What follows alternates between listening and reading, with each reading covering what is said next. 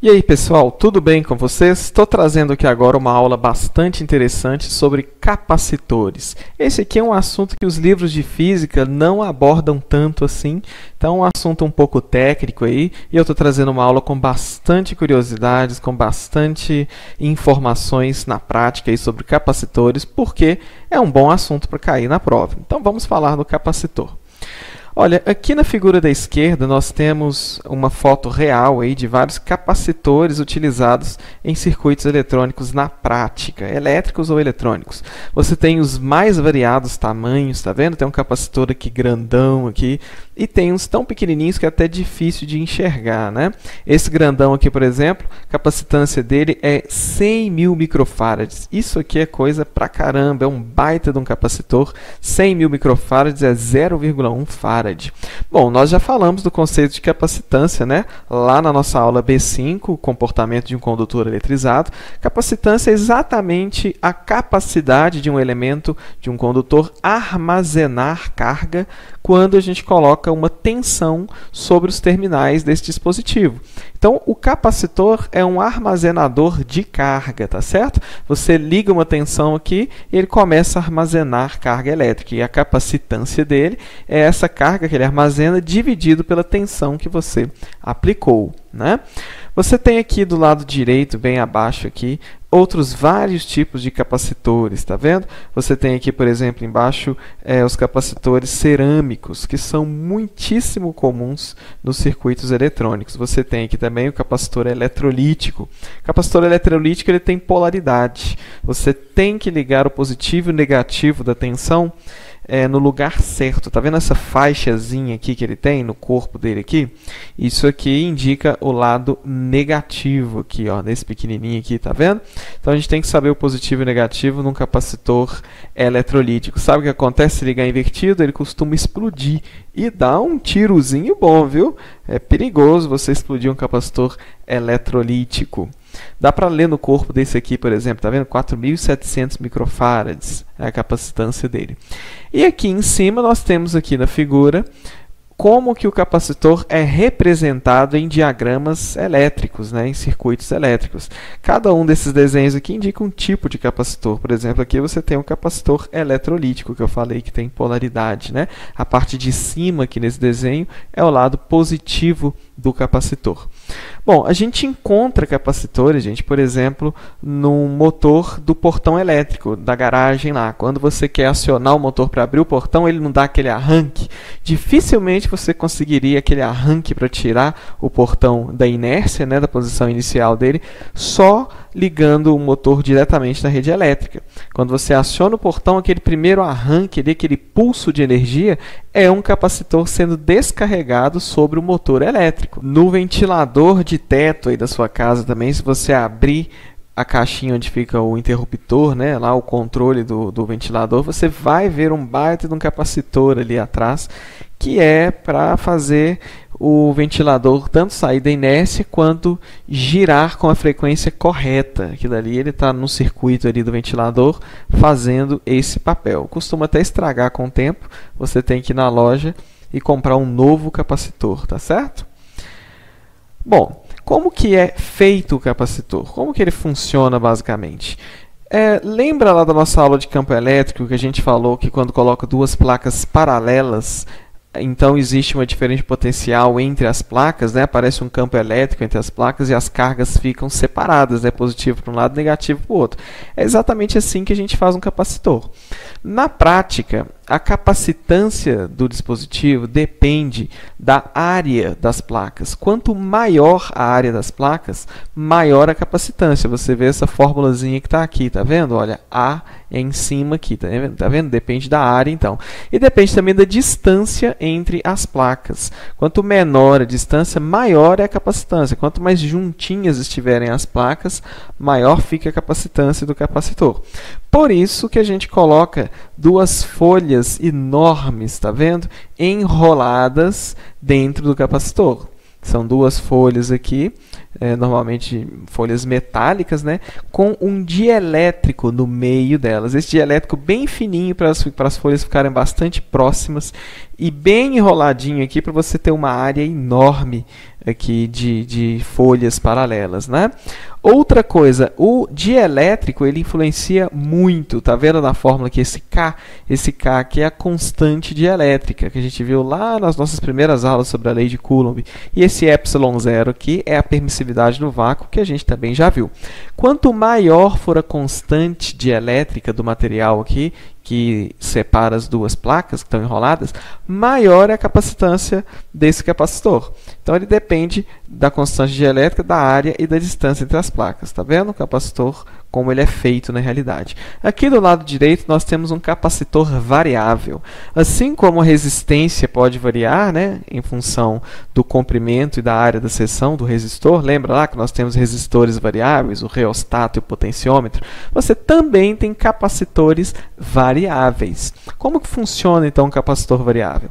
Está vendo que aqui você tem as placas como fatias que são sobrepostas? De um lado aqui e de outro lado, essas fatias aqui, elas estão presas a um eixo. À medida que você vai girando esse eixo aqui, as placas vão se sobrepondo. Então, se elas estiverem bastante sobrepostas, você vai ter uma área grande e a capacitância fica grande também. Se você gira o eixo separando as placas, né, se você sobrepõe menos as placas que estão aqui da direita sobre as placas da esquerda, a área vai ficando pequenininha e a capacitância diminui. Esse capacitor que está aqui do lado direito aqui da figura também é um capacitor variável bastante utilizado em circuitos de rádio analógico, né? Hoje em dia a gente tem rádio digital no celular e aí não tem mais isso aqui. Isso aqui é naqueles rádios mais antigos que você tem que girar o botão ali para sintonizar a rádio. Quando você está girando o botão ali, você está exatamente trabalhando sobre um capacitor variável. Você está variando a capacitância. Essa variação da capacitância faz o rádio sintonizar diferentes frequências de rádio. É isso aí que está acontecendo. Você está variando a capacitância e o rádio vai selecionando ali a frequência que você quer, né? Então, são exemplos de capacitância variável. Outro exemplo bastante comum no dia a dia da gente é a tela touchscreen. A tela do seu celular, aí, quando você aproxima o dedo dela, você está variando a capacitância da tela. Variando a capacitância da tela, o celular sabe onde você está tocando. Então, quando você toca num ponto, a capacitância ali muda. Muda porque está mudando a constante dielétrica e está mudando também a distância, né? Você está aproximando ali o dedo. Capacitância variável vai fazer o celular reconhecer o toque na tela, beleza? Bom, vamos ver então um exemplo aqui que envolve capacitância, tensão, vários conceitos elétricos aí, de uma aplicação também interessante que são lâmpadas de flash de câmera fotográfica. Quando você aciona a lâmpada ali do flash, acontece uma descarga elétrica bastante rápida ali, né? Um flash de luz. Como é que a gente descarrega? É a bateria da câmera? Jamais, a bateria não ia descarregar tão rápido assim, é um capacitor. Você está descarregando um capacitor sobre a lâmpada. Então, vamos ver esse exemplo aqui. No circuito do flash de uma câmera fotográfica, um capacitor de 160 microfarads está submetido a uma tensão de 3 volts. Ao acionar o flash da câmera, o capacitor inicialmente saturado é completamente descarregado, transferindo toda a carga para a lâmpada em um tempo de 1 milissegundo. Qual é a intensidade média da corrente elétrica obtida na descarga? Vamos entender então esse problema aqui primeiro, né? Eu descarrego um capacitor que estava inicialmente saturado. Nas câmeras fotográficas mais antigas, se você reparar, assim que acontece o flash, ela começa a encher o capacitor novamente e isso faz um barulhinho. Ela dá um assovio bem baixinho. Esse assoviozinho que dá é o capacitor enchendo. Então ele vai enchendo de carga até ficar saturado. Ele atingiu a capacidade máxima dele. Aí eu vou descarregar esse capacitor num tempo curtíssimo, de 1 milissegundo. Vai acontecer então um fluxo de carga elétrica, né? O capacitor está descarregando. Esse fluxo vai provocar uma corrente, né? Uma corrente elétrica. Essa corrente ela vai variar, ela vai começar alta e depois vai ficar baixinha. Nós vamos ver o nosso último ponto dessa aula aqui, vai ser exatamente a descarga de um capacitor no circuito. Mas eu consigo calcular a intensidade média, já que o tempo é bastante curto, né? Vamos ver então o cálculo. A capacitância é a carga dividido pela tensão. Nós vimos esse conceito lá na nossa aula B5.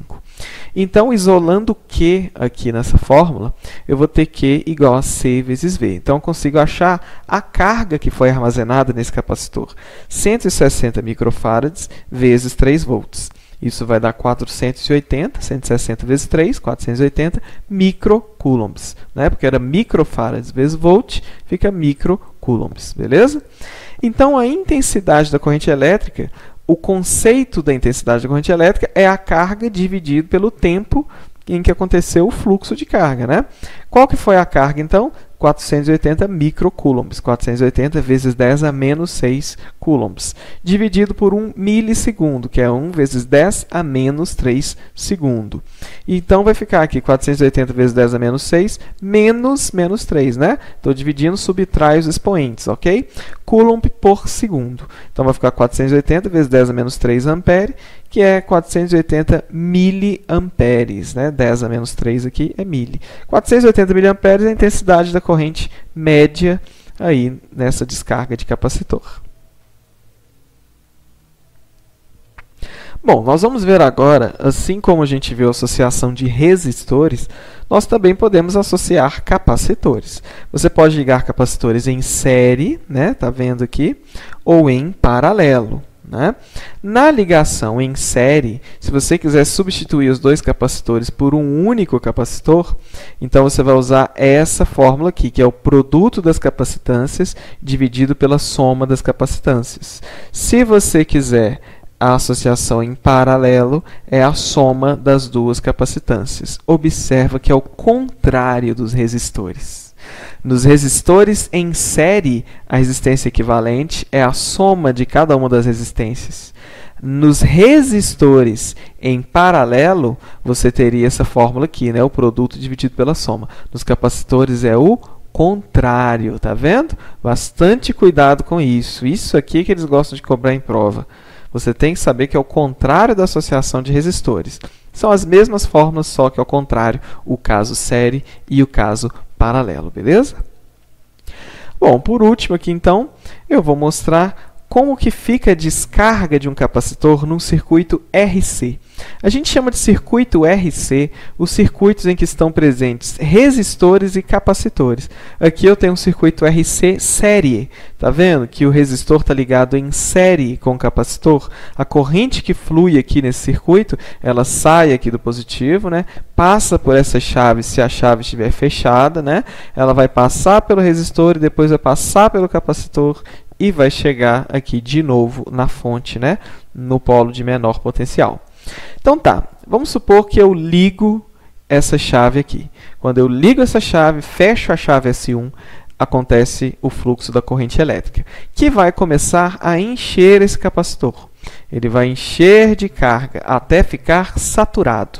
Ficou saturado, encheu, acabou a corrente, tá certo? O capacitor já encheu. Aí você vem aqui e desliga essa chave S1. Quando você desliga a chave S1, o capacitor começa a descarregar.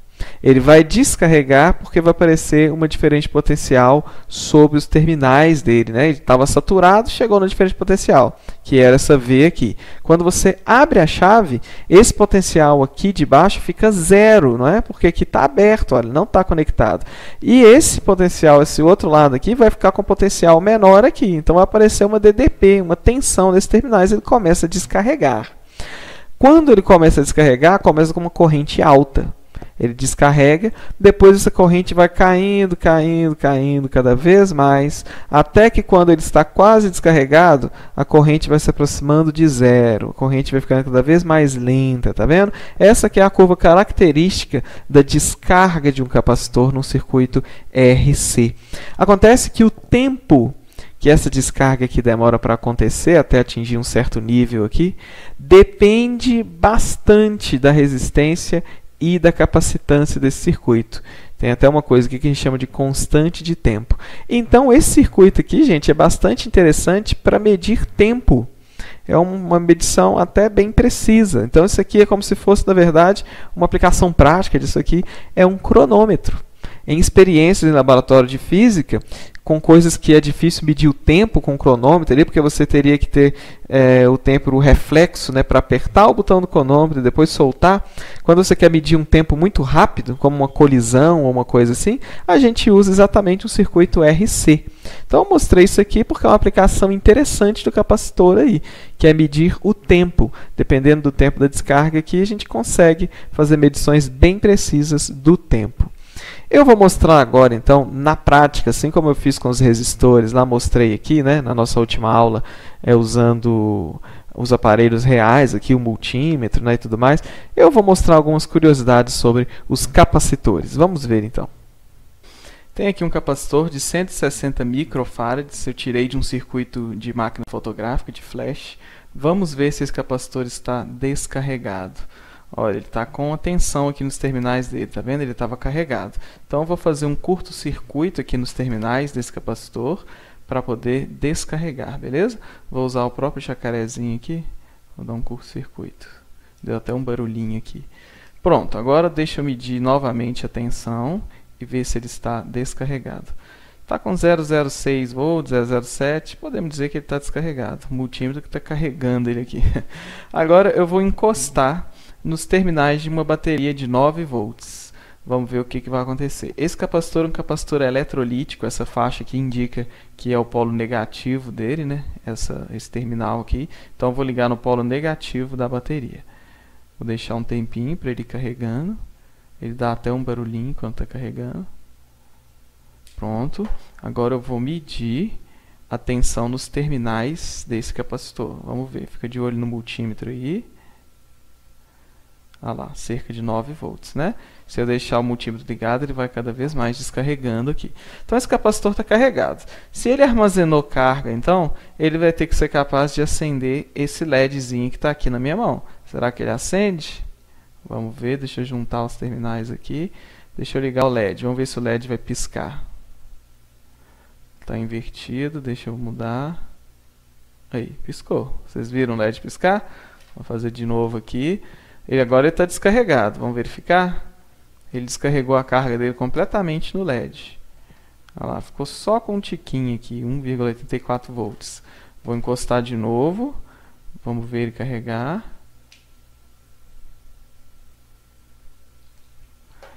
E aí? Vamos ler aqui de novo. 9,20, né? Voltou para os 9 volts dele. Então, esse aí é o capacitor, tá vendo? Um dispositivo capaz de armazenar carga. Se eu ligo ele em algum outro dispositivo, ele vai descarregar toda essa carga no dispositivo. Eles podem ser associados para poder mudar a capacitância, ficar maior ou menor. Esse multímetro meu não mede capacitância. Normalmente os multímetros não medem capacitância, né? Mas como o objetivo é só ver mesmo que ele armazena carga, né? Eu espero que vocês acreditem em mim com relação àquelas fórmulas de associação em série e em paralelo, beleza? Bom, espero que vocês tenham gostado da aula e até a nossa próxima aula.